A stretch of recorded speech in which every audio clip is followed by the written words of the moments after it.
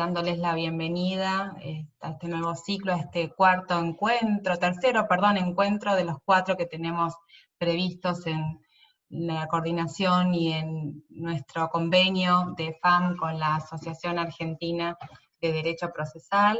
Aquí tenemos a Daniela Fuentes desde Santa Fe, Luciano, buenas tardes.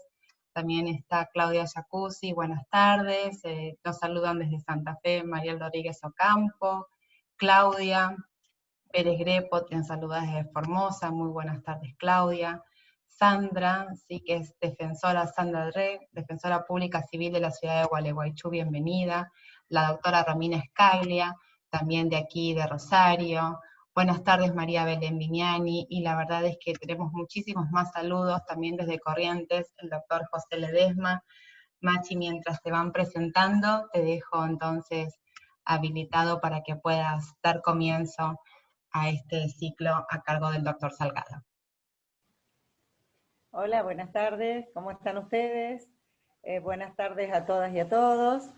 Bueno, como bien lo dijo Vale, estamos en el tercer encuentro dentro del convenio con la Asociación Argentina de Derecho Procesal, y hoy tenemos el gusto de recibir en nuestra casa a José María Salgado. José María Salgado, él es el vicepresidente de la Asociación Argentina de Derecho Procesal. Además es profesor de Derecho Procesal Civil y Comercial en la UBA, es profesor adjunto y es profesor titular de la Universidad Nacional de José C. Paz. Él, en su función actual, es secretario de la Cámara Nacional de Apelaciones en lo Civil. Y José María nos va a hablar de un tema sumamente interesante, que es el tema de la tutela preventiva. Un poco conversando con él, yo le decía, mira, más o menos cómo lo pensáis encarar, y la verdad es que me pareció ser muy, muy rica esta charla, porque él va a encarar todo lo que es la tutela preventiva, la tutela preventiva, no solo con las herramientas procesales, porque nos va a hablar de todas las herramientas procesales, sino también nos va a hablar de lo que es la legislación de fondo, de lo que es el Código Civil y toda la normativa del Código Civil para que nosotros la podamos aplicar, porque escuchamos de muchas herramientas, pero en definitiva no siempre sabemos por dónde va. Les quería decir que este convenio, y no solo este convenio, sino todas las charlas con que habitualmente nosotros desde FAN estamos trabajando, responde a un ciclo de capacitaciones que nosotros hemos asumido desde nuestra conducción, en la creencia o en la convicción de que la capacitación es una obligación que nosotros tenemos como magistrados y como funcionarios. Así que bienvenidos a este espacio. Va a hablar José María un rato y después va a quedar abierta la posibilidad que le hagamos un par de preguntas. Así que prepárate José, porque veo que acá las chicas y los chicos que están con muchas ganas de hacer preguntas, así que los dejo con él. Y espero que sea de mucho provecho este espacio.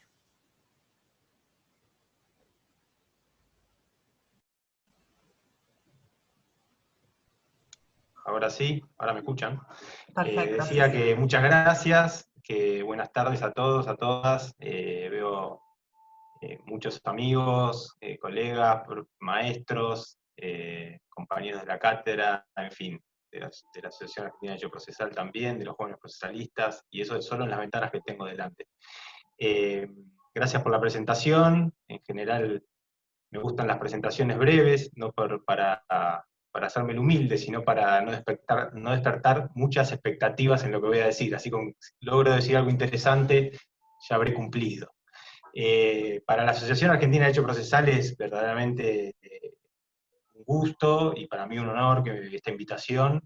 Y me acuerdo el año pasado cuando estuvimos en la sede de la FAM para firmar el convenio, y bueno, creo que tenemos muchas cosas en común, muchos espacios para trabajar, así que esto lo celebro, tanto el asociativismo como el interés en lo que es el derecho, y justamente creo que las dos asociaciones están enfocadas en esto de trabajar en un mejor servicio de justicia, y bueno, estas reuniones, estos intercambios de ideas son fundamentales para poder avanzar en ese sendero.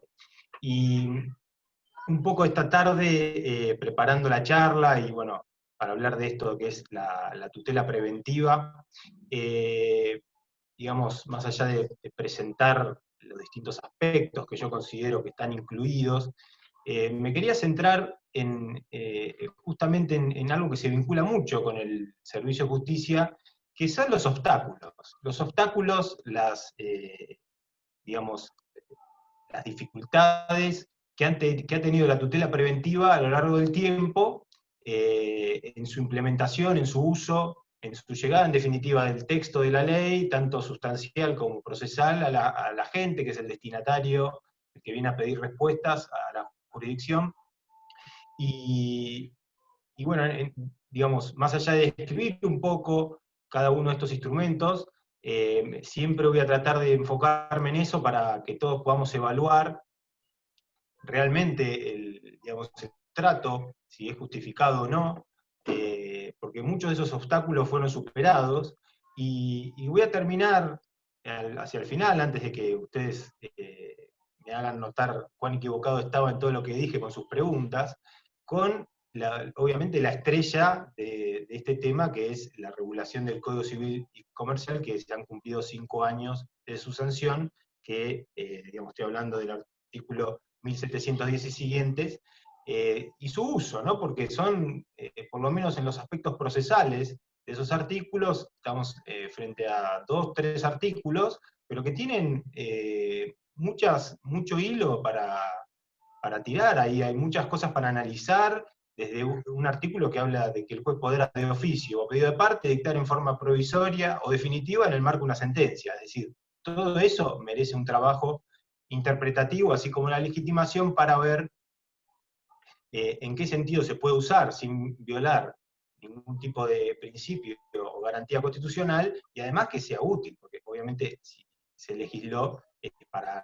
Pero bueno, no quiero ir al final sin empezar a transitar esta historia, y dentro de lo que es, digamos, cuando a mí la sensación que me da cuando leo a los maestros en estos temas, tanto Rojas, que tuvo la primera charla, y que en un punto en esto, cuando él hablaba de menos es más, y de las regulaciones que se están haciendo, como Falcón, como Peirano, que se ha trabajado mucho estos temas, y Camín, Kerarasi, digamos, en general lo que siento es que necesitamos una brújula.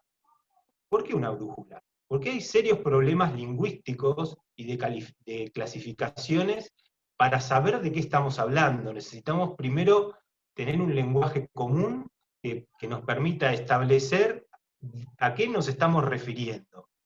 Y esto lo digo porque yo considero que dentro de lo que es la tutela preventiva tenemos tanto lo cautelar como lo definitivo, y dentro de lo que son las medidas cautelares vamos a encontrar superposición de conceptos que quizás nos lleven a discusiones y a veces estemos hablando de lo mismo. Entonces, en ese sentido lo digo.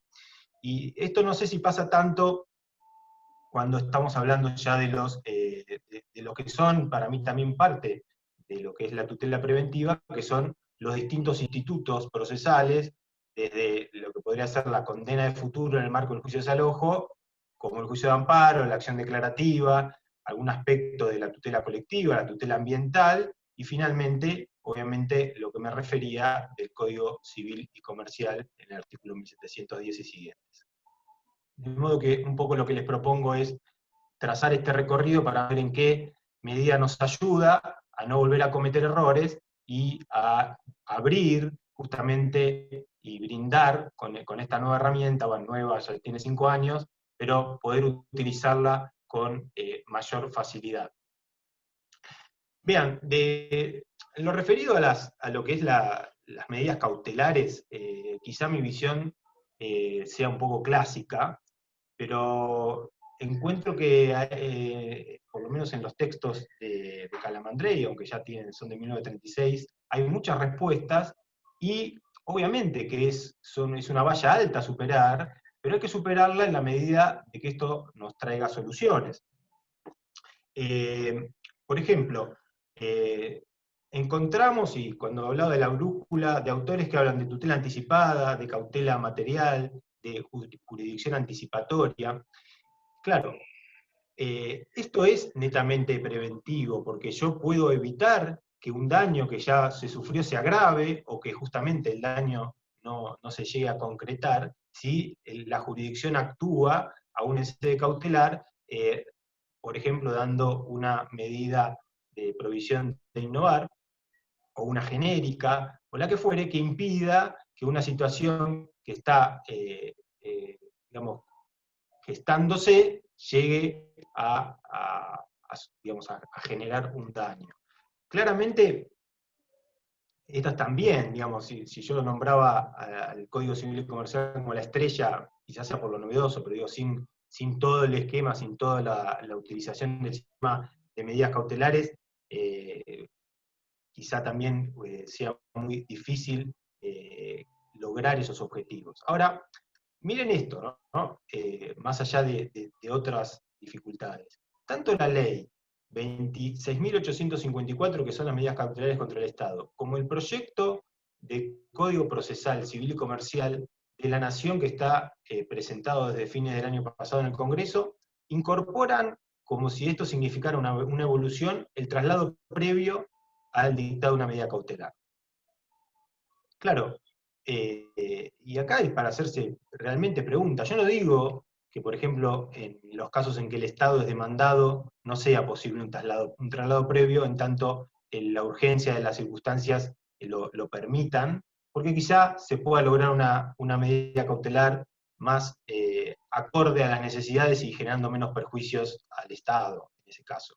O que en otros casos, pienso en derecho a la salud, o pienso en otros conflictos habituales, en los cuales el demandado no se va a poder sustraer del cumplimiento de la medida, y el derecho que está en juego no es sumamente urgente, admite un pequeño traslado.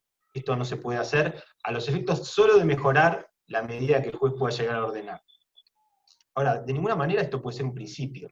Entonces, acá ya creo que se está modificando un poco el eje. Y que, digamos, atrás de esto, y por algo lo nombré a Calamandrei, hay un concepto que es, ¿de qué estoy hablando cuando hablo de verosimilitud del derecho? Digamos, ¿qué es la verosimilitud del derecho? Es la posibilidad de que el juez verifique que el relato o el planteo del actor tiene algún tipo de grado de prueba, de concreción, digamos, de reconocerle esta veracidad, aunque sea provisorio, pero siempre con algún grado de probabilidad, o es simplemente creer en que el relato que el actor está haciendo, digamos, tiene, por la secuencia normal de las cosas, tiene visos de ser real. Y además, si no interviene la jurisdicción por la urgencia, ese relato y ese derecho que está en juego se pueda malograr. Es decir, cuando hablamos de verosimilitud, estamos hablando de convalidación, aunque sea provisoria, de un relato, o estamos hablando de creencia de un relato del actor. Digo esto por varios motivos. Uno es que cuando se traduce la obra, cuando Calamandrei traduce del alemán, perdón, el concepto, en el alemán, esa palabra que no voy a repetir porque no sé alemán, tiene dos acepciones, y la más común en alemán es la de probabilidad, y la menos común es la de verosimilitud. Pero dicho esto y hecha esta salvedad, lo que cabe preguntarse es si hay posibilidades de validar ese relato en sede cautelar. ¿Y por qué también me hago esta pregunta cuando me tengo que poner a pensar en los obstáculos que puede tener la tutela preventiva? Porque así como están esta secuencia digamos, que todo nace obviamente de algo que hablaba en la primera charla Jorge Rojas, que es el caso de Camacho Acosta, y sus lecturas posibles, en esa coincidencia entre la pretensión de fondo y la petición cautelar. Y digo, así como todos los autores, todos maestros míos, ¿no? Digamos, indiscutidos en el ámbito procesal, en sus obras clasifican las distintas tutelas, también en los requisitos que exigen para conceder las tutelas, hacen variantes. Y desde ahí es que me hago esta pregunta de qué estamos hablando cuando hablamos de verosimilitud. Por ejemplo, la medida cautelar clásica, esto lo sabemos todos, verosimilitud en el derecho y peligro en la demora son los recaudos usuales y la contracautela para otorgarlos. Pero cuando hablan de medida innovativa, y tomo dos autores por tomar dos, y esto sucede con casi todos, cuando hablan de medida innovativa, hablan de verosimilitud del derecho e irreparabilidad de perjuicio. Cuando hablan de anticipación de tutela, refieren a la certeza suficiente y al peligro en la frustración del derecho. Finalmente, cuando hablan de la medida autosatisfactiva o de satisfacción inmediata, hablan de la evidencia y del peligro en la frustración del derecho. Visto así, y pensado de esta manera, pareciera que, por ejemplo, el recaudo de verosimilitud se va agravando conforme la cercanía que tiene la medida cautelar con el derecho pedido en el proceso, y que evidentemente estaríamos frente hacia escalones que se acercan más a la verdad, es decir, a la comprobación del relato en sede cautelar. Claro, esto que está en todos los libros, si yo lo contrapongo con digamos, la certeza que tiene el juez cuando dicta sentencia, y tomándolo esto dentro del marco del proceso como un mecanismo de conocimiento, como un mecanismo epistémico, y tengo ciertas dificultades para validar y para decir que hay certeza, o hay más evidencia, o hay certeza suficiente en las medidas cautelares. Porque yo lo que creo, primero es que el relato, digamos, que va a validar el actor en el marco del proceso, para obtener los resultados, las consecuencias jurídicas que está pidiendo, digamos, va a atravesar la etapa de prueba. Y siempre, esto es un trabajo que escribí ya hace varios años, y ahí sostenía que, digamos, el mayor parámetro de validación que tiene ese relato del actor en el marco del proceso no son solo las pruebas, sino que es el relato contrapuesto del demandado. Una vez que esto sucede, y que esto se apoya en las distintas fuentes de prueba, el juez a lo sumo, cuando va a dictar sentencia, tiene la certeza de que la hipótesis prevaleciente es la que va a guiar la decisión. Porque de todas las hipótesis es la que mayor apoyatura tiene en las pruebas producidas y en el confronte de estos relatos. Con lo cual, si yo pienso en eso, ¿cómo voy a decir que en sede cautelar hay certeza y menos evidencia? Porque siempre necesitamos contraponer relatos para, en definitiva, establecer cuál es la versión final o la versión que va a tener ese juez, más allá de que haya revisiones, para definir la controversia. En este sentido, y volviendo para atrás y volviendo a las ideas de Calamandrei, y les puedo, a los que les interese este tema, después presentar mi trabajo, y hay un trabajo de Leandro Giannini que va a hablar dentro de 2 días aquí, que nos tocó estar en el mismo panel, y él llegó a otra conclusión. Yo creo que la verosimilitud es la creencia. No hay grados de validación en sede cautelar. Entonces, porque esto es parte de la dinámica de que lo que voy a ordenar es provisorio, lo puedo revisar en todo tiempo y puedo volver para atrás. Con lo cual, digamos, las construcciones que se han hecho en torno a este tema, siempre, digamos, Palacio en esto fue bastante claro, y decía, no hay que buscar la cuarta rueda del triciclo, con las 3 que tenemos funciona bien. Porque él lo que decía es que dentro de lo que es la verosimilitud, también hay mayor o menor exigencia, pero siempre en términos de credibilidad del relato de la persona que la viene a presentar. Y en ese sentido yo, digamos, la lectura que tengo, crítica, digamos, desde ya lo normativo, lo habló Jorge Rojas en la primera reunión, desde el uso que se hace en los tribunales, es que cada vez que leo o que se me refiere en una resolución que la especie cautelar que están solicitando es una cautela material, una tutela anticipada, y que esto requiere certeza suficiente, no es que lo están diciendo para conceder la medida. En general lo leo en el sentido de que esto es lo que falta, y como esto falta, no se concede la medida.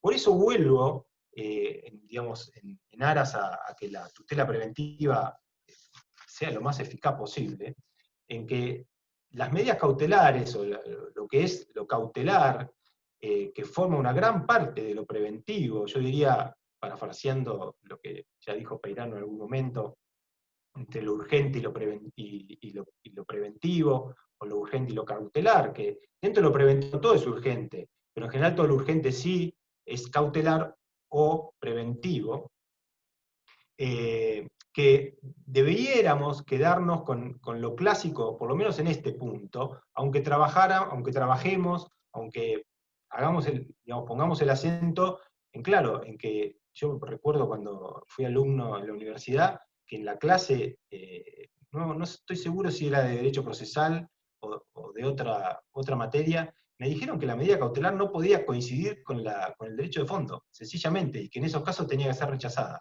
Claro, en eso sí hemos evolucionado mucho. No sé si tanto como para saltar la valla de Calamandrei, porque yo siempre cuento que en el libro Calamandrei hablaba de lo que pasó en un centro nocturno de París, cuando el dueño decidió pintar los frisos, las paredes, él dice sátiras y ninfas, y lo hizo, y el pintor no se le ocurrió mejor idea que caracterizar a estas personas que tenían poca ropa con personajes conocidos de la época de París de ese entonces, y el día de la inauguración, una de las personas que estaba pintada en las paredes asistió. Claro. Pero claro, cuando uno lee a Calamandrei ahí no le preocupaba en lo más mínimo la coincidencia, porque, digamos, la persona que se vio reflejada en la pared fue a hacer un juicio y pidió que se tape el friso en tanto duraba ese proceso. Y Calamandrei, la preocupación más grande que tenía era que esa medida cautelar no estaba tipificada en la ley. Nada más, no le generaba ningún tipo de problema que hubiera coincidencia entre la pretensión de fondo y la petición cautelar. Ahora, después, tampoco nos generaba este problema a nosotros el tema de la suspensión de los efectos del acto administrativo, cuando esto también desde hace mucho es así y se ordena, pero sí, hasta que no tuvimos Camacho Acosta y no se empezó a trabajar desde la doctrina, yo creo que en ese sentido favorablemente, en habilitar estas vías de protección, nos costaba mucho obtener una medida como la que obtuvo Camacho Acosta, como la que obtuvo Pardo en su momento, y tantas otras que ahora sí son mucho más comunes, ¿no? Entonces, dentro de lo que es la tutela preventiva, un primer conjunto de instrumentos son las medidas cautelares en general, con estas salvedades que yo encuentro, con estos obstáculos que se presentan también a nivel legislativo, que también son interpretables, ¿no? Pero incluso el traslado previo es algo que es posible, pero siempre, digamos, lo pensaría con este criterio, porque insisto, las clasificaciones a veces nos llevan a pensar que algo más debe pedirse, y en general atrás de eso no hay nada, porque si hay certeza, insisto, es la certeza necesaria para dictar la sentencia. Y dentro de este cuadro, pasando a los instrumentos que no son provisorios, sino definitivos, hay, digamos, siempre la posibilidad de que en cada uno de ellos se planteen las medidas cautelares, pero además distintas herramientas, que algunas bastante tradicionales en nuestro derecho, como por ejemplo, que no voy a detenerme demasiado, pero el tema de la condena de futuro, o la sentencia con plazo pendiente de operatividad, como la llamaba mi padre en el juicio de desalojo, es un ejemplo, digamos, que está ahí desde siempre, con el cual se podía, ante un temor de incumplimiento, acudir, para tener ya el día del vencimiento del contrato la orden de lanzamiento si la persona incumplía con el deber de devolver la tenencia de la cosa. Ahora, siempre se cita en este punto, y para esto lo tomo, el código alemán, la ZPO, y su artículo 259, que lo leo, porque me sirve de ejemplo para varias cosas de las cuales quiero hablar. Dice, la demanda para cumplimiento futuro puede ser interpuesta, además de los casos de otros artículos previos, cuando sea justificado el temor, basándose en las circunstancias de que el deudor no cumplirá la prestación en tiempo. Claro, y antes de empezar esta charla, y hablando de la temática a la cual iba a abordar, la pregunta que yo me hacía, y me la voy a formar de vuelta en la acción declarativa, cuando ahora brevemente me refiero a ello, inclusive la tutela preventiva, es en qué medida estas normas son necesarias. Digo, son necesarias más desde el punto de vista psicológico, desde el punto de vista del aliento de la jurisdicción, del aliento del operador a tomar este tipo de caminos, que desde lo que sería la defensa jurisdiccional o la tutela jurisdiccional preventiva de los derechos. Digo, y voy a tomar el caso del 322 como ejemplo. Cuando uno lo analiza, cuando habla de la acción declarativa de certeza y en su esquema vinculado al control de constitucionalidad, miren, cuando el juez controla en el marco de un caso o controversia la constitucionalidad de una norma, no hace más que aplicar un esquema de razonamiento que todos hemos estudiado, que es la prevalencia o el caso de contradicción entre dos normas. Esa contradicción puede ser de normas anterior y posterior, de norma general y especial, y en el caso del control de constitucionalidad, de norma superior y norma inferior. Entonces el juez lo que está resolviendo es la aplicación al caso y la contradicción que el actor alega de una norma inferior contra una norma superior. Y para esto no es necesario ningún tipo de acción. De hecho, una de las críticas que se le hace al 322 es que se lo enuncie como acción, porque ya, digamos, los que venimos del derecho procesal sabemos lo que es el derecho a acción, lo hemos estudiado la evolución, hasta saber que es un derecho de acceso a la jurisdicción. Pero no hay más acciones romanas. Y esto también es una crítica que uno le podría hacer, ya para ir resumiendo algunos temas, a la tutela preventiva, que también está calificada en el Código Civil y Comercial como una acción preventiva. Y no es una acción, es una pretensión preventiva. Y esto ya es bueno señalarlo desde ahora. Y dentro, digamos, para quedarme unos minutos en lo que son las acciones declarativas, ya que empecé a hablar de ellas, digamos, ahí hay un vínculo muy estrecho en lo preventivo entre la preventiva y el amparo, ¿no? ¿Por qué? Porque, digamos, los primeros amparos, que iban montados también en algo, digamos, en un esquema de proceso urgente, pero no preventivo, que era el habeas corpus, dentro del esquema del proceso de amparo se insertaba un amparo, o sea, necesidad de tutela urgente, rápida, expedita ante una arbitrariedad, ilegalidad manifiesta o entre una omisión de ese tenor, la pretensión declarativa en ese marco. Entonces, la vida de ambos institutos, por lo menos en lo que es el derecho procesal constitucional, fue mucho tiempo de la mano. Y fíjense en uno y en otro, que los podemos analizar en conjunto, el recorrido lleno de obstáculos de los dos y la realidad actual, sobre todo del amparo, como un instrumento que cuando lleva en sí la pretensión preventiva, es también dentro de este marco una tutela preventiva. Primero, digamos, recomiendo la lectura de un revisionismo histórico, si quieren, del contexto en el cual CIR y COT fueron dictados, porque eso no lo podemos desconocer de ningún modo cuando hablamos sobre todo de lo que son los fallos de la Corte, el contexto histórico, político y social de la Argentina. Hay un trabajo muy bueno de Alejandro Verdaguer, en el Tratado de Procesal Constitucional de Enrique Falcón, que habla de todo esto, de las circunstancias históricas de Siri y de Cot. Porque están montados en lo que era la antinomia que tenemos hasta el día de hoy de peronismo-antiperonismo. Es decir, los 10 años de la corte peronista, Perón antes había sacado a los jueces de la corte, vino la revolución llamada Libertadora y sacó a los jueces que había puesto Perón.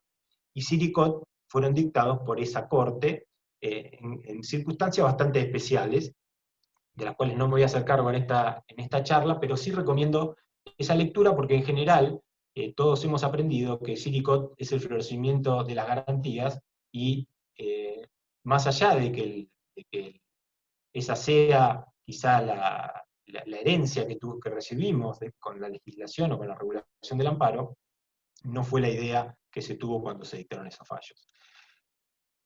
Y además, para demostrar un poquito esta tendencia, fíjense que la jurisprudencia de la Corte posterior a Siri y Cot, hasta el dictado de la ley del desamparo, o la 16986, fue totalmente negatoria de cualquier petición de amparo, justamente. Y de hecho, la ley 16986, otro obstáculo que está vigente hasta la actualidad, recogió toda esa jurisprudencia. De hecho, esto de la imposibilidad de cuestionar la constitucionalidad de los actos o las leyes en el marco del amparo, surge de la propia jurisprudencia de la Corte y es receptada por la ley.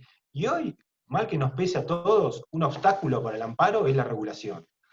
Tanto a nivel de amparo contra actos u omisiones de autoridad pública, como el amparo entre particulares. No hemos hecho cargo de esto, y lo tenemos regulado por un gobierno de facto, la ley 16986, que la verdad no veo por qué todavía la tenemos que mantener, de lo que queda de esa ley, y el amparo entre particulares regulado, por lo menos en las provincias quizá con mejor suerte, la Ciudad de Buenos Aires también, pero en el ámbito nacional, dentro de lo que es el proceso sumarísimo. Fíjense ustedes que la contradicción evidente de decir que el amparo procede ante actos o omisiones de arbitrariedad y ilegalidad manifiesta, y tener que celebrar una audiencia preliminar para fijar. Eso es también un llamado de atención. Ahí me cerraron el micrófono. Luego, la historia, tanto del amparo como de la acción declarativa, tiene mucho que ver con el advenimiento de la democracia. No había posibilidades de control de constitucionalidad, que justamente es la acción preventiva en el marco del amparo, hasta que no llegó la democracia. Peralta, que es el fallo, más allá que hubo un caso Oulton perdido allá por los años 60, hasta Peralta, que es de los años 90, principios de los 90, no se podía hacer esto, y justamente la acción declarativa de inconstitucionalidad y la acción declarativa en sí misma va siguiendo a esta historia, y yo, digamos, primero con una redacción del 322, que también, una historia detrás de eso, pero ustedes la leen hoy, y habla digamos, un error de redacción evidente. Dice, podrá deducirse la acción que tiende a obtener una sentencia meramente declarativa, hasta ahí sin problemas, para hacer cesar un estado de incertidumbre sobre la existencia, alcance o modalidades de una relación jurídica, hasta ahí perfecto, siempre que esta falta de certeza pudiera potenciar un perjuicio o lesión actual. Y ahí nos miramos todos, porque no sabemos qué quiere decir pudiera y actual. Pudiera y actual. O es pudiera o es actual. Claro, esto yo siempre digo, no es que ni Palacio y los otros redactores no supieran escribir, y tampoco esto se me ocurrió a mí, digo, esta objeción. Los propios redactores reconocieron que era un error. Y era un error que se daba en 1967, cuando esto se redacta, por el temor a que el código no saliera o no fuera sancionado, porque con este artículo decían, podía aparecer la acción directa de control de constitucionalidad. Vaya si hay una acción preventiva como esa. que en Argentina, obviamente, dentro de lo que es el sistema de control de constitucionalidad, no tenemos ese tipo de mecanismos, y muchas veces faltan, y muchas veces la Corte opera y controla la constitucionalidad de la norma, más, digamos, si bien te pide un caso o controversia, lo hace excediéndose de los límites del caso, y lo ha hecho en innumerable cantidad de oportunidades. Les puedo citar, por ejemplo, los casos Rosa, Uriarte, en tema de subrogancia de jueces, dado, digamos, el auditorio que me está escuchando, para decir que lo hizo en un caso y se aplicó a todos los otros casos, digamos, en donde había jueces subrogantes. Y así tenemos pilas y pilas de fallos digamos, donde la Corte trabaja de ese modo. Pero no explica bien por qué, ni cómo lo hace, ni cuáles son los alcances.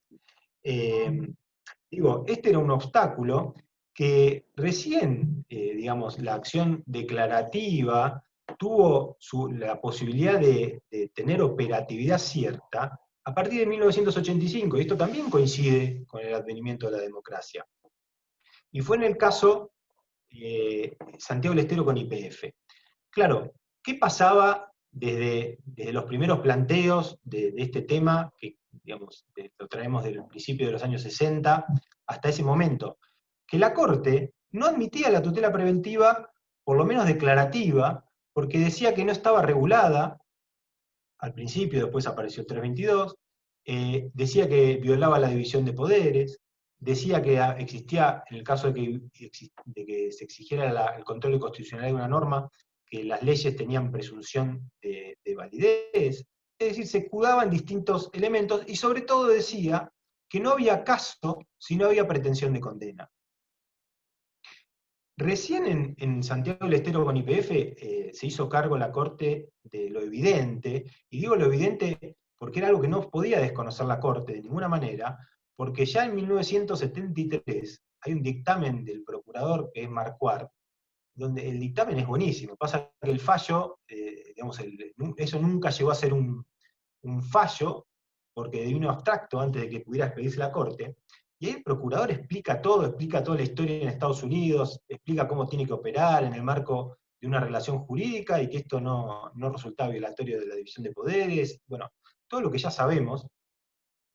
Y entonces, digamos, se hace cargo de lo evidente en 1985, decía la Corte, y deja de lado, o sea, admite que se puede ejercer esta pretensión declarativa en el marco de una causa o controversia, y que no es necesaria la pretensión de condena, y que puede de esa manera despejar el estado de incertidumbre que genera la norma, que el actor dice que es inconstitucional. Digamos, hay toda una historia muy larga ahí atrás, y le dice que tiene que probar la existencia de un acto en ciernes. Y acá viene digamos, lo que pasa para hoy, y la dificultad que tenemos hoy con la acción declarativa. El concepto de acto en ciernes, que aparece en los fallos de la Corte, en este caso donde se deja lo anterior y supuestamente pasamos a lo nuevo, es usado hoy en día como el elemento de cierre de las pretensiones declarativas. Pueden leer los últimos fallos recientes de la Corte Federal, Festival de Doma y Folclore, o el caso Barrick, en donde le exigen al que va a hacer una pretensión declarativa de inconstitucionalidad, que tenga un acto administrativo en ciernes para que pueda operar el mecanismo declarativo. Hay fallos disidentes, minoritarios, en el último Barrick, creo que era Rosenkrantz y Hayton, y yo creo que es la llave con la cual están ocluyendo el acceso a la justicia en este tipo de planteos. Y que justo coincide con el cambio de doctrina de Santiago del Estero con YPF. Digo, basta, en mi criterio, con que existe una norma que se pueda aplicar a una relación jurídica de la cual yo soy titular, aunque no se haya aplicado todavía, para que yo pueda acceder a ese control de constitucionalidad. No necesito que haya un acto en ciernes, porque el acto en ciernes lo que me expone es a que se me genere el daño. Y yo justamente lo que quiero lograr es prevenir ese daño con la declaración de certeza. Pero bueno, esta es la discusión actual, es una discusión que venimos arrastrando, y que digamos, no sé si los votos minoritarios van a pasar a ser mayoritarios, o se podrá establecer de alguna otra manera, pero evidentemente, digamos, lo que se está utilizando, así como a veces se utilizaba la legitimación para hacerlo, en este caso se sigue utilizando este concepto de caso, porque en definitiva, si no hay acto en ciernes, lo que me están diciendo es que no tengo caso. Y estamos volviendo al principio de la historia. Bien, resumiendo estos dos institutos, el amparo y la acción declarativa, entonces, para pasar a lo que sigue, tenemos grandes deudas todavía para que operen de modo preventivo y eficaz. El amparo, además de todo lo que ya dije, en el último ciclo, digamos, la última vuelta, después de la reforma constitucional, fue la ordinarización del amparo. Es decir, cuando en el 2002 miraron los ahorristas para atrás, a ver qué herramienta tenían a mano para tratar de recobrar los ahorros que habían quedado atrapados en los bancos, miraron, ¿y qué encontraron? Peralta. ¿Y para qué sirvió? Para que haya 300.000 amparos iguales.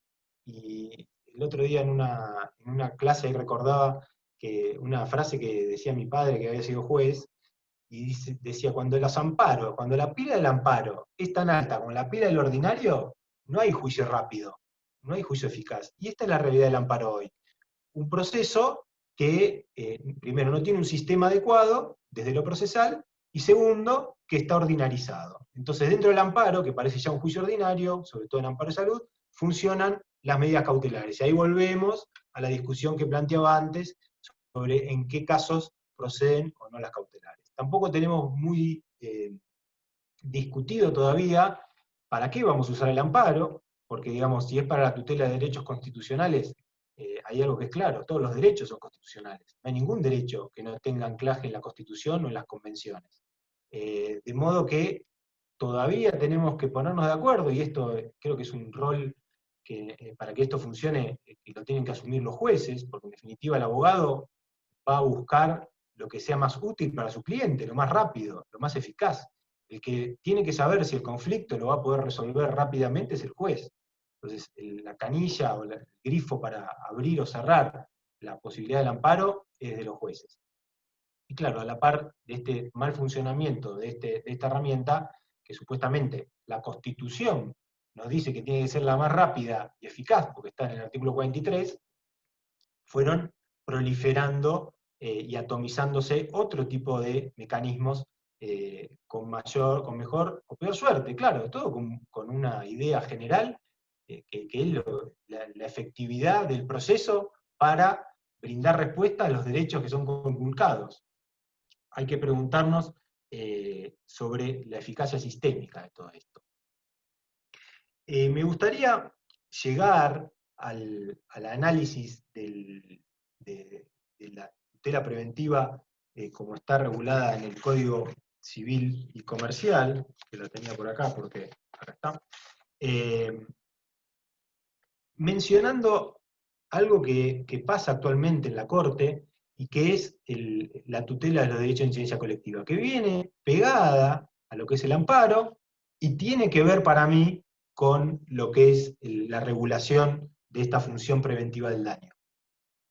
Miren, para hacerlo muy breve, yo esto también lo he trabajado mucho, pero muy brevemente, desde que se reformó la Constitución en el 94 y que esto se instaló, la tutela de los derechos de incidencia colectiva en el párrafo segundo del 43, tuvimos muchas discusiones y todas tendientes a que esto no opere. Primero, pensando que era un amparo colectivo, y después discutiendo prácticamente 20 años sobre la legitimación procesal. Hasta que la Corte finalmente, creo que muy bien, nos empezó a hablar de la legitimación extraordinaria, que ahora, cuando hable del Código Civil, voy a hacer hincapié un poco en esto, como un mecanismo distinto de legitimación.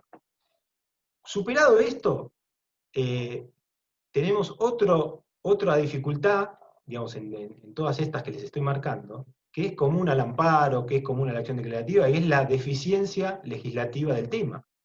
Ya 26 años sin ley. La Corte montándose en una especie de legislador, con un activismo marcado, excediendo sus funciones en mi criterio, pero de modo legítimo. porque digamos, más preavisos al Congreso no le puede hacer para que el Congreso se ocupe de lo que se tiene que ocupar, y de alguna manera hay que dar respuestas. Creo que eso es siempre lo primordial. Y con el reglamento de actuación. Hasta ahí todo lo bueno que hizo la Corte. Luego, en esta última etapa, también hay un mecanismo de oclusión y de utilizar la legitimación nuevamente como cierre de la defensa de los derechos en ciencia colectiva, que algunas veces pueden ser reparatorios, resarcitorios, pero muchas veces son preventivos, sobre todo en lo que hace al medio ambiente. Y le doy como ejemplo, así sucintamente, lo que pasó en los fallos Abarca y Cepis. Creo que ahí está la nota más clara de una nueva tendencia a recortar los conflictos que pueden llegar a ser tutelados por estos mecanismos. Primero, creo yo, al pensar que se podía dividir la clase en la sentencia, en el caso Cepis, diciendo que eran usuarios residenciales y no residenciales, eso fue totalmente sorpresivo. Además, pensando que eran derechos individuales homogéneos, cuando creo yo que la tarifa eléctrica era una sola, y si hay nulidad de la tarifa cae todo el cuadro tarifario, no cae una parte. Pero además de todo esto, que después se agravó en Abarca, este criterio de que si está garantizado el acceso individual a la jurisdicción no hay posibilidad de ejercicio colectivo. Que es parte de esta llave que es casi política para decirnos en qué momento se abre o se cierra la legitimación. Y si leen Abarca, van a ver que esto que estoy diciendo, en Abarca lo pueden leer como la Corte tratando de tachar a todos los legitimados, y cuando encuentra al último, que es un club social y deportivo, se lo manda al juez de primera instancia para que evalúe si estábamos ante un representante adecuado. Y les recuerdo esto que por ahí está pasando desapercibido. Cepis fue un fallo definitivo. Abarca era una medida cautelar, con lo cual la verosimilitud de ese derecho ante la ausencia de la audiencia previa para el aumento de la tarifa era evidente. Me vuelvo a decir yo de lo que dije al principio, pero que era evidente, digamos, era como una alta verosimilitud para no meter la pata en lo mismo que yo estoy diciendo. Y sin embargo no prosperó. Digamos, y esto lo traigo a colación, porque me han hecho pensar mucho para preparar esta charla y para preparar una charla que tuvimos también el viernes sobre tutela preventiva, sobre estos artículos del Código Civil y Comercial y cómo deben ser interpretados, porque creo que ahí se nos va a ir también un poco la vida de estos artículos, ¿no? Primero la crítica que ya le hice al concepto de acción, porque habla el artículo 17.11 de la acción preventiva, no voy a volver sobre eso, pero fíjense que hay dos artículos, el 1712 y el 1713, que ocupan centralmente lo que es la mirada procesalística del tema, que es lo que yo por ahí les puedo aportar algo que les pueda servir. Pero claro, el 1712, que dice, están legitimados para reclamar quienes acreditan un interés razonable en la prevención del daño, recordemos que esto es para prevenir la concreción del daño o para impedir el agravamiento de un daño, y que demostrar, según dice el artículo 17.11, la existencia de ninguna atribución, porque es algo que todavía no sucedió. Pero si leemos, digamos, el punto del artículo 1712 es quienes acrediten un interés razonable. Eso es lo que a mí les soy honesto, me desvela, y en este punto lo que quiero explicar es esa legitimación extraordinaria de la cual hablé recién, y leerlo en consonancia con el 1710, porque acuérdense que el 1710, digamos, dos artículos antes, nos dice, toda persona tiene el deber, en cuanto a ella dependa de, y dice A, evitar causar un daño no justificado, B, adoptar de buena fe y conforme a las circunstancias las medidas razonables para evitar que se produzca el daño. Entonces mi pregunta es, en el primer aspecto que quiero analizar, ¿cómo tenemos que leer la legitimación? Es decir, ¿quién sabe este interés razonable qué quiere decir? ¿El juez se puede poner en los zapatos de la persona que viene a pedir para saber cuál es ese interés razonable? ¿A qué apunta la tutela preventiva. Y esto lo charlaba antes de empezar hoy, porque digamos, es un artículo que está inserto en un código, que es un código que se dedica en el 99% de los artículos a regular derechos individuales. Y no se olviden que cuando este código se redactó, pasó por un tamiz del cual le seccionaron todo lo que eran los derechos de incidencia colectivos, difusos y colectivos, que estaban dentro de esta regulación. Quedó esto. Les pregunto, ¿ustedes consideran que el juez puede evaluar en cada caso cuál es el grado de interés que tiene la persona que viene, por ejemplo, a peticionar que cerquen, por ejemplo, recuerdo un caso de Gualberto Lucas Sosa, que fue señero en este tema en 1978, que cerque el perímetro de una tosquera para que no se caigan otro chico, cuando ya se había caído uno y se había muerto? Hay un caso hace poco en Mercedes de fumigaciones, digamos, que terminan ordenando que en horarios a 1000 metros y en horario del día de que los chicos van a las escuelas no se fumigue con glifosato.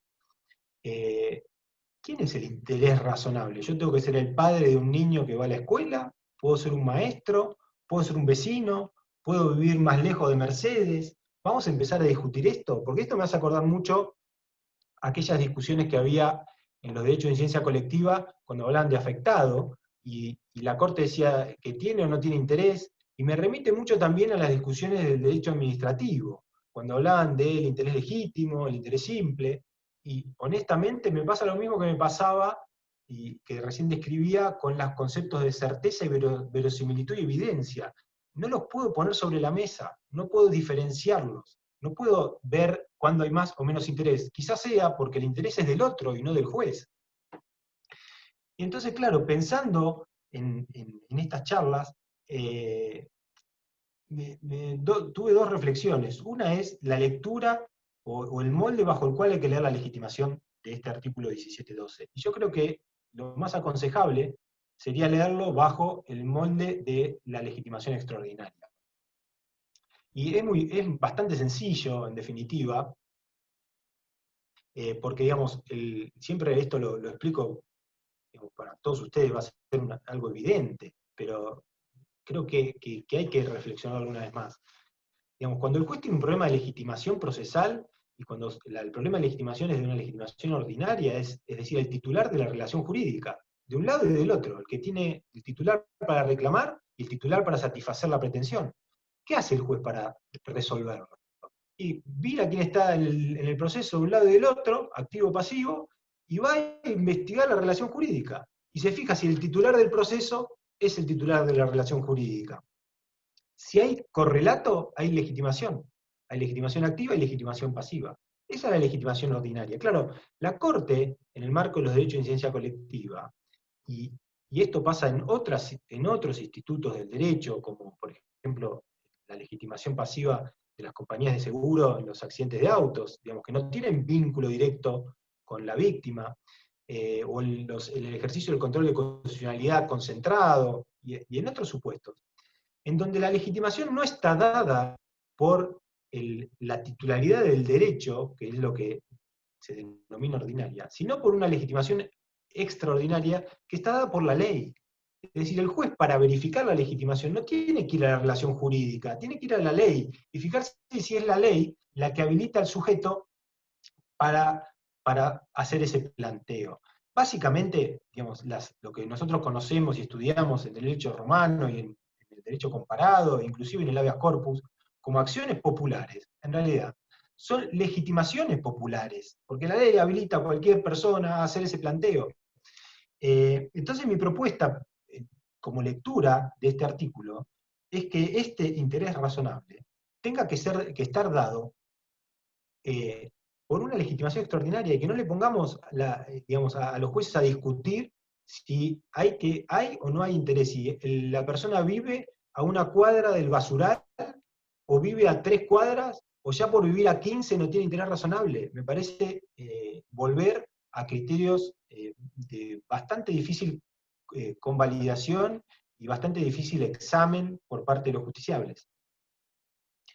Lógicamente, digamos, pasando a la segunda cuestión, cuando uno habla, por ejemplo, de acciones populares, el habeas corpus, si se quiere, la legitimación popular del habeas corpus, está dada para ciertas actividades, es decir, controlar o verificar las condiciones de detención de una persona, y en otros casos para algo bastante específico como era en el derecho antiguo. Esta parece ser en mi criterio, en mi lectura, que algunos pueden no compartir, parece ser un instituto bastante amplio porque es para prevenir el agravamiento o la concreción de cualquier daño. Entonces yo también me vuelvo a preguntar en qué medida la norma era necesaria, pero obviamente que aplaudo que haya sido legislada porque nos da esta posibilidad de ampliar los horizontes, sobre todo porque todavía seguimos muy apegados a esto de los límites impuestos por las leyes para algunas cosas, cuando los límites tienen que ser los derechos, no las leyes procesales. Y al ser tan amplia, lo que me preguntaba yo es, dentro del marco de un código, como decía, que se ocupa al 99% de todos los derechos individuales de la persona desde que nace hasta que muere, las sucesiones, los derechos reales, las obligaciones, los contratos, tener esta norma digamos que tiene una perspectiva de que, por lo menos, si no coinciden con lo de la legitimación popular, tenemos que coincidir en que la legitimación es mucho más amplia de lo que el resto del código establece. Y yo digo, claro, para los otros derechos, cuando está el titular del derecho, y este quizás sea un límite, tiene otra norma de este mismo código para hacer el planteo que tenga que hacer, salvo que me digan que ese titular está impedido por alguna circunstancia específica, como por ejemplo pasa en el habeas corpus, que la persona está detenida y no puede hacer el planteo, por eso lo habilitamos a otra persona que lo haga. En cambio acá, esto, digamos, tenemos una regulación amplia, tendríamos que pensar desde la jurisdicción en algunos casos, cuando el planteo lo hace una persona en miras a un derecho individual, porque el titular de ese derecho no lo está haciendo, y lo hace alguien que tiene un interés razonable en esa defensa. Por eso, pensándolo desde este lugar, y pensándolo como una norma de bastante excepción en el marco de este código, les pregunto, porque es una pregunta que me empecé a hacer hace pocos días, si la norma no está más puesta para la tutela de derechos de incidencia colectiva. Pero derechos de incidencia colectiva, ¿desde qué lugar lo digo? Porque esta norma leída como la estamos leyendo sirve también para proteger el medio ambiente.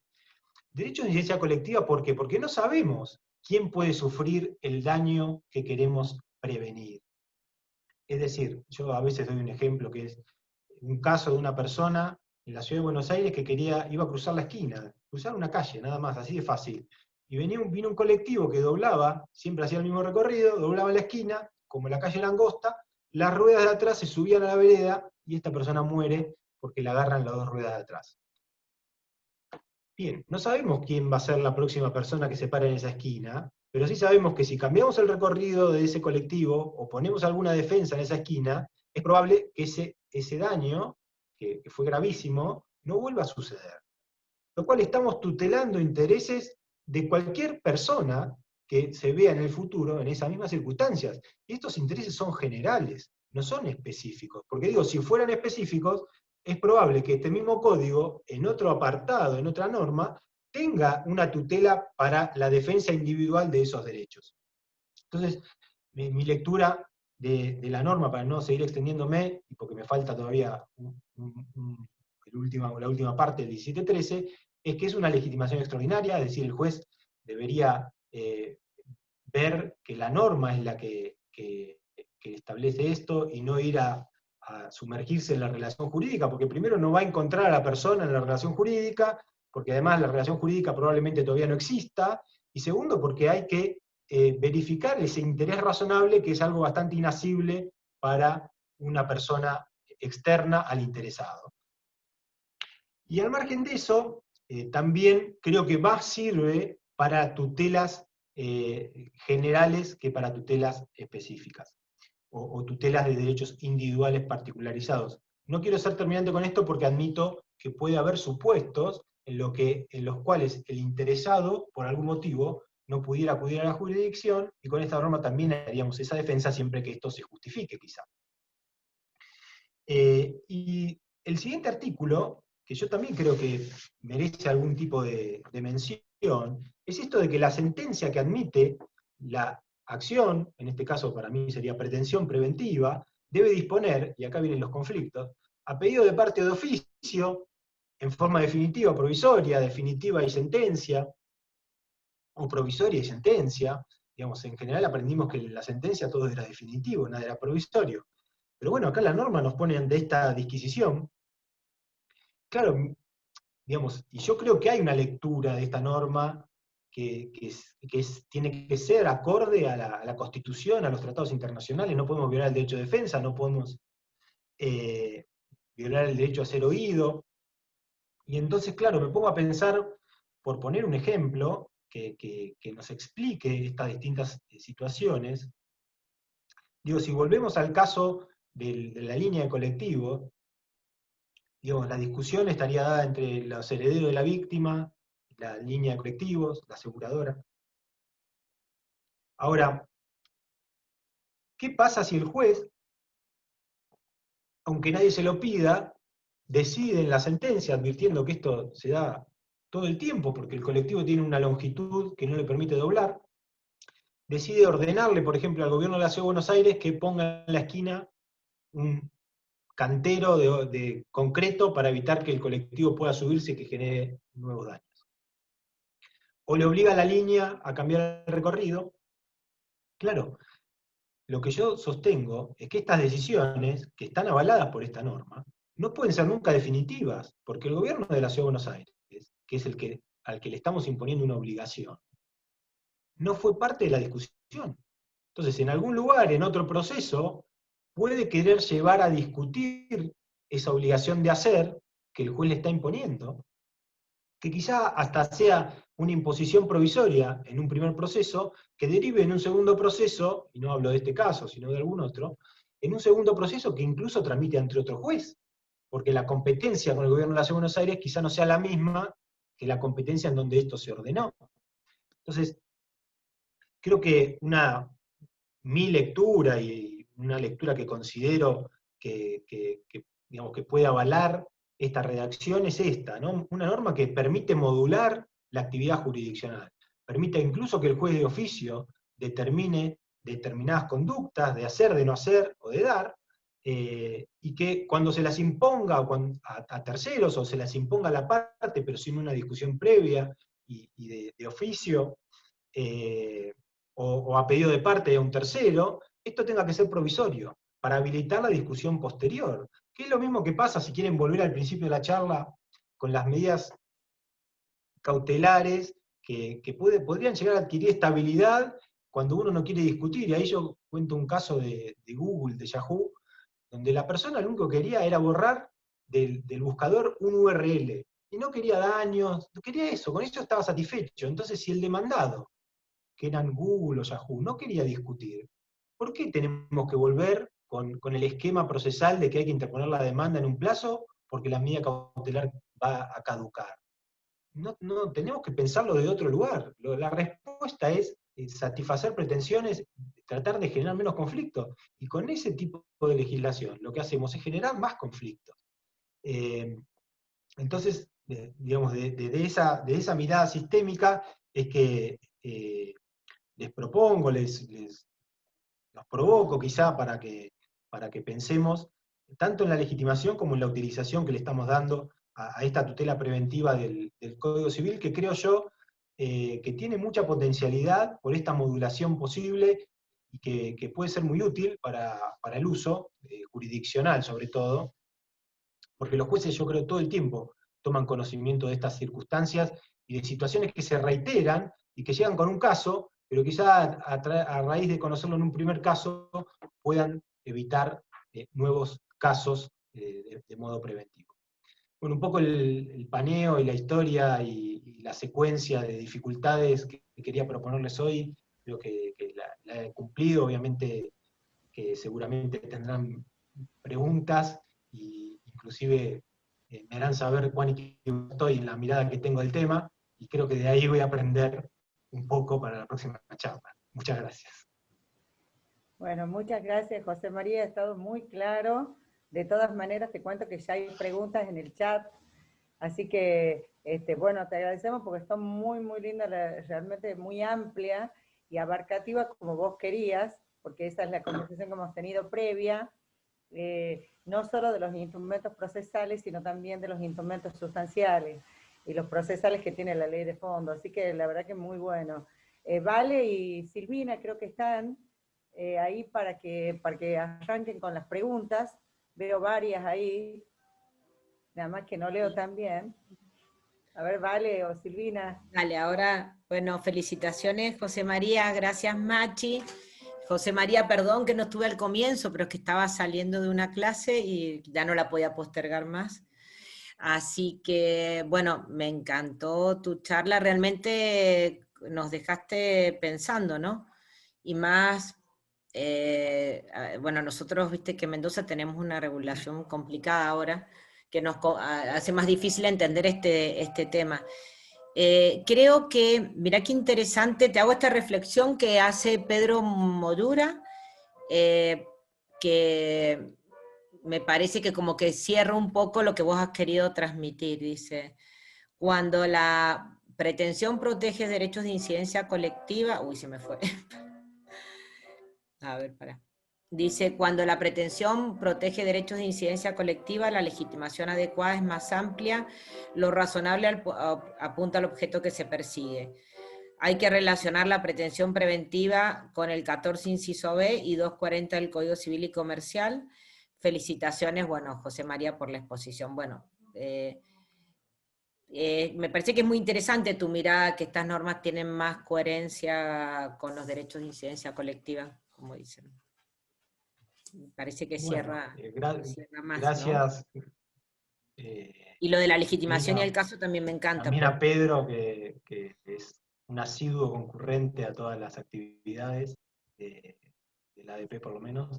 Y bueno, es para discutirlo. Yo, o sea, soy honesto, es algo que me obligaron a pensarlo más, en realidad. Fíjense, yo el tema de los derechos de incidencia colectiva lo estudio hace muchos años, y nunca me había puesto a sacar la norma o a hacer este mapeo de la norma, dónde está y para qué sirve. Y la verdad que son ideas que digamos, las quiero compartir también para escuchar miradas, porque ayer justamente Marina Panigadi me mandó un fallo, y bueno, obviamente que hay tantas normas como interpretaciones de esta norma que puede haber. Con esto, por eso no quiero ser ni terminante, ni mucho menos, sino solo, primero, digamos, la idea general era marcar los idas, avances, retrocesos y oclusiones que hemos tenido en materia preventiva con otros institutos y otras dificultades que todavía existen, están dando vueltas, para que no nos sucediera en este campo. Y además porque este campo también se superpone, porque se superpone evidentemente con lo ambiental, se superpone con los mecanismos de consumo, con lo colectivo, y bueno, y ustedes con lo cautelar, y ustedes me dirán, digamos, lo han usado aplicado, o por ahí tienen una interpretación.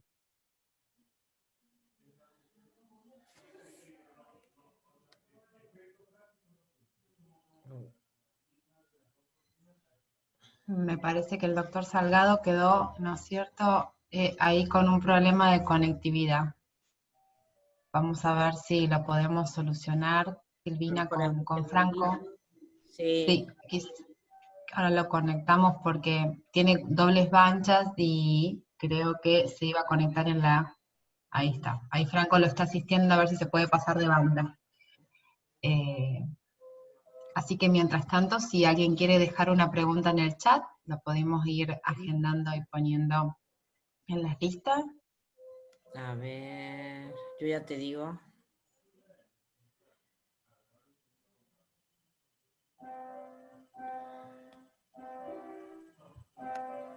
también aprovecho para decir que quienes necesiten certificado de la charla tienen que solicitarlo en el mismo mail que hicieron la inscripción, o sea, en el de cursos.fam@gmail.com.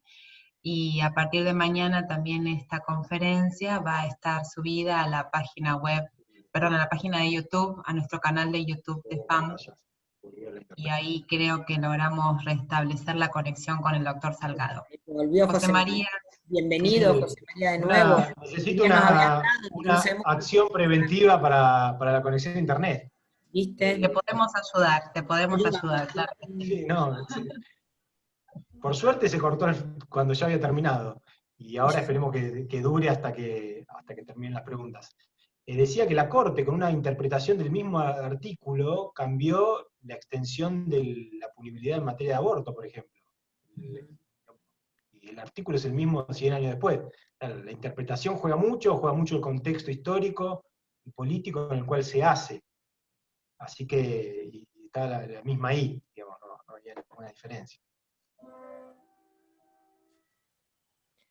Bueno, también acá tenemos agradecimientos de Fabiana Cano, que dice muchas gracias, muy interesante el planteo, de Manuel Saldi, felicitaciones, gracias por la claridad expositiva, doctor Salgado, de Graciela Vigilanti, muy buena disertación, gracias por los aportes, de María Belén Vigliani, también felicitaciones, muy clara la exposición, de Leandro Fretes, felicitaciones, muy claro, Mónica Analia Navarro, muy interesante exposición. O sea, José María, vas a tener que volver. Muy clara la exposición y propuestas, de Daniela de Lourdes Fuentes, de Gabriela Macaroni, muy buena mirada, de Eugenia Gómez, también excelente José María. Bueno, no sé si Vale ves más. No, exactamente, Silvi, la verdad que más que consultas, felicitaciones, exacto. Sí. Sí. Creo que realmente tu planteo, creo que tiene mucho, es muy interesante porque yo se lo trato de explicar a mis alumnos de daños, que es una de las primeras cosas que uno explica en daños, la función preventiva, y cuesta explicar esos artículos, cuesta explicárselo a chicos, porque bueno, aparte que no tienen herramientas procesales, que quizás sea lo de menos, cuesta explicarle qué quieren decir todas esas palabras. Entonces me parece que tu planteo, que yo no lo he estudiado desde el punto de vista del derecho procesal, tiene color, y cuando vos le pones la palabra derechos de incidencia colectiva, me da la idea que se arma la interpretación más fácil. Sí, te soy sincero. Así que, sí. Tenía miedo de vincular el tema desde el siguiente lugar. Yo empecé a estudiar el derecho de incidencia colectiva en el 2000, por ahí 2001, y fueron muchos años, bueno, hasta que escribí un montón, y bueno, mientras estudiaba otros temas, pero tenía miedo siempre de que me pase lo que le pasó al Quijote, que tanto leía novelas de caballería que al final confundía los molinos con gigantes. Entonces, tenía eso, digo, no estaré viendo algo que no es, por eso siempre compartirlo y exponerlo a las críticas es lo que en definitiva me va a enriquecer a mí, para saber si estoy viendo molinos o estoy viendo gigantes. Sí. Yo lo veo más por esto y esta idea del código en sí nos está tutelando derechos individuales. Y esta norma es como distinta a las otras normas que están en el código. De hecho, es una norma, más allá de algunas notas de derecho sustancial, muchas notas de derecho procesal, ¿no? Sí. Sí, también, acordate que en el código no es la única norma que está, que quedó descolgada cuando sacaron los derechos de incidencia colectiva. También tenés el exceso de punición y demás, que viste que cuesta buscarle también una vuelta, que bueno, que por ahí se la encontramos, pero yo especulaba que cuando lo quisieron sacar, pusieron en el buscador derechos colectivos, a ver los artículos, y como no está escrito, quedó. Quedó ahí. Entonces, bueno, no, creo que es interesante, ¿no? Que para estudiarlo y volver a debatirme, lo lindo de estos encuentros es justamente eso, ¿no? generar... Mi miedo más grande es que digamos, que pase lo que está pasando con el acto en ciernes, que pase lo que pasaba con la legitimación, es que se cierren los planteos diciéndole usted no tiene un interés suficiente para la legitimación. Entonces, claro, ahí, si las cuestiones pasan por ahí, creo que no aprendimos nada, porque no me parece que ese sea el objetivo. Me parece que es abierto algo cuando quizá la norma, si decía, no sé, alguna otra redacción, porque yo en esto reconozco que estoy proponiendo una lectura del interés razonable, y que otro me puede venir a decir, no, el interés razonable es otra cosa, es subjetivo y no es extraordinario. Digamos, lo admito que esto puede suceder, pero bueno, siempre me parecieron que esas lecturas desde que se hacían en general del derecho administrativo, llevados al derecho procesal, nunca las podía tamizar adecuadamente o generarme algún tipo de criterio que pudiera ser aplicado en los distintos casos. Entonces, claro, cuando lo leo y lo leo y lo leo, y quiero salir de ahí, esta es honestamente mi postura. Sí, muy buena, y bueno, y todo lo de legitimación y caso también, realmente por ahí lo que has escrito sobre eso es como la lectura obligada cuando uno está, ¿no?, con una acción colectiva. Es más, comentábamos con Vale, una acción que estamos haciendo desde la asociación nuestra de Mendoza, como que fuiste la cita obligada, y la fiscal civil con la que hablaba me decía, tenés que leer a José María Salgado, no lo tenés que consultar, porque me marcó todo lo que vos ibas diciendo de la legitimación y el caso, y o sea que verás que tus palabras por ahí no son en vano, ¿no? Que bueno, te agradezco, se ve que llegan, invitaron a se mis amigos a charlan, eso. y fue, mira, me hacías acordar la charla que tuve con ella cuando me marcaba lo que tenía que ver en la legitimación. Y me marcó perfectamente tus trabajos y exactamente tu interpretación, como que es la que siguen, ¿no?, mucho las fiscalías civiles acá en Mendoza. Bueno, les agradezco a vos las palabras y a la fiscalía. Sí, que también se llaman Silvinas. Así que sí, así que bueno, bárbaro, me encanta. Y no sé si hay alguna, acá mira, Emanuel Saldi, que también es mendocino, que es relator de la Suprema Corte, dice, no, pero para que tenemos muchos mensajes ahora. Bueno, Romina Scaglia te dice, gracias, excelente exposición y muy buenos cuestionamientos que nos motivan y animan en nuestra función. Sería interesante tener acceso al trabajo que publicó y ofreció al principio de la exposición. José María, necesitamos tu trabajo. Sí, cómo no, eso no sé cómo quieren hacer, pero... Sí, se lo mandás a los francos, o a Vale, o a mí, y nosotros lo mandamos. Bueno, y Emanuel Saldi dice, sería una interpretación sistémica la propuesta por el doctor Salgado, y también finalista, que se entiende con los nuevos antecedentes de la sanción del nuevo Código Civil y Comercial, que aporte una solución que fluya y cuadra sin forzar argumentos. Leandro Fretes, que también creo que es mendocino, no los he traído a propósito, coincide en la lectura... No, lo bueno es que, ya déjame pasar un aviso a los mendocinos, el año que viene, vacuna mediante, el Congreso Nacional de Derecho Procesal va a ser en Mendoza. Así sí, que los vamos a esperar estos con buenos temas, vinos. Sí. claro. Sí, yo digo que seguimos en la asociación, hicimos el año pasado en San Juan, el año que viene en Mendoza, y 2 años, o sea, el 2023 sería en Salta. Digo que seguimos la ruta del vino para muy los bueno encuentros. eso, por los caminos del vino. Sí, así bueno, que todos invitados. Leandro Fretes te dice, coincido en la lectura de aceptar las cautelares de tutela, aún en la coincidencia del objeto de la acción de fondo. ¿Dónde encontramos el límite? Dice. Qué buena pregunta. O sea, sería el límite a lo que el juez decida. Y bueno, Sí, la norma tiene, ¿no? el trabajo, sí.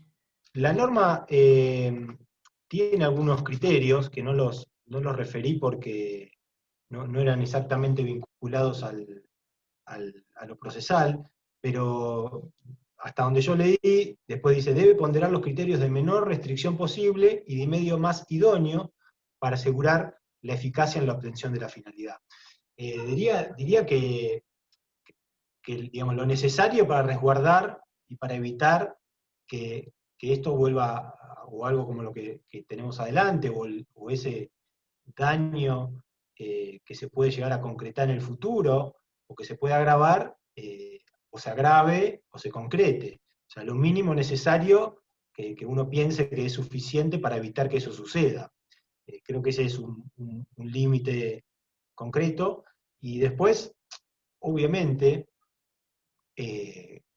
uno puede imponer, dice la misma norma, obligaciones de hacer, de no hacer, de dar, y en general la tendencia sería que el Estado también se haga cargo de estas acciones para no imponérselas a los particulares, solo en los casos en que no quede otra alternativa, aunque quizás los particulares también tengan que sufrir las consecuencias por ejemplo, en el caso de la línea colectivo, o le obligo al Estado a poner el hormigón, o le obligo al Estado y a la línea de colectivos a que cambien el recorrido.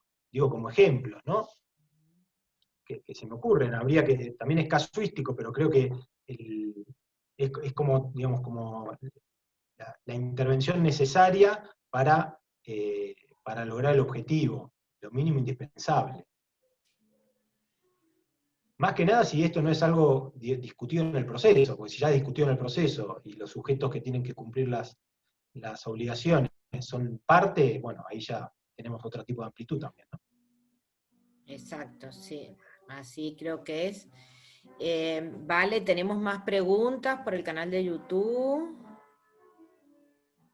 Te iba a comentar eso, Silvi, que lo que hay es muchísimos saludos y felicitaciones también desde quienes siguieron la conferencia a través de YouTube. Así que creo que por aquí hemos dado ya por concluido las Lo preguntas. dejamos descansar a José María. Y Ujú, bueno, y recordar que nos queda la última charla de este ciclo, que sería el jueves con Leandro Giannini, que realmente viene a cuestionar la teoría de las cargas probatorias dinámicas de alguna manera. También hay unos trabajos excelentes de Leandro, y si quieren les pueden dar una leidita, hay uno en La Ley que he publicado, y después está en el último libro de Jordi, así que, bueno, si le dan una miradita antes, quizás sea más rica su exposición para el jueves. Y los esperamos este jueves, y gracias a todos por estar. Bueno, de nuevo disculpas del doctor Ariza, que también tenía muchísimos compromisos y no pudo estar aquí para compartirlo, él se lo perdió. Y así que bueno, nos vemos, gracias a los francos, gracias Vale de nuevo como siempre por estar, y bueno, infinitas gracias José María por venir. Me despido entonces, el agradecido soy yo, la verdad que un auditorio de lujo, a profesores, maestros, amigos, ahí lo veo a Sergio Barberio, a Eugenia Gómez, se puso con otro nombre, Cecilia, en el Zoom, así que nada, muy agradecido, y a otros que no estoy viendo aquí. Muy agradecido por todo, por la paciencia que me tuvieron, y bueno, si sirvió para reflexionar y para que esto sea, digamos, el cometido de las charlas, yo me doy por cumplido, y no se pierdan el jueves la charla de Leandro, porque la verdad que el tema que él propone, la lectura que propone de las cargas y todo el tema de la revisión de la carga probatoria es muy interesante. Yo me acuerdo que lo escuché por primera vez a él hablar de este tema en el 2010, y a partir de ahí expliqué el tema del modo clásico y decía, miren que acá pasa este problema. Así que es muy interesante, sobre todo para estar atento y para que las soluciones también sean mejores en los tribunales, ¿no? Así que bueno, gracias José María de nuevo, y gracias a, bueno, a todos los participantes y a las participantes, que no sé, que no nos queremos ir, fíjate, pero bueno, hay que dejarte descansar, y bueno, nos vemos el jueves a las 18. Gracias José María, gracias a todos.